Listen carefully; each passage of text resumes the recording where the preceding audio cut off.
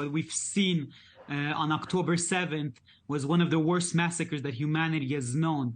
I mean, I don't want to be too graphic, but when you have women raped as their husbands are held and forced to watch before they're both killed, or when you have a pregnant woman that's beheaded and then they open her up, take the fetus and behead the fetus also, children that are burnt alive, elderly that are abducted without their medication.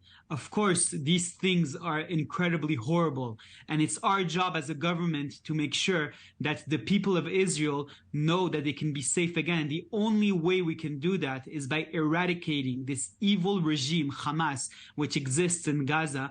And we have to do it, not because we like war or things like that, but because we care about the safety of our citizens. You know, in Israel, everyone is a soldier. We have mandatory army service. And so we all know the heavy price of war. We don't want war. But when we need to fight, when we see the face of evil and we know that we have no other choice but to eradicate this evil, then that's exactly what we do. And there's no middle ground between Israel and Hamas.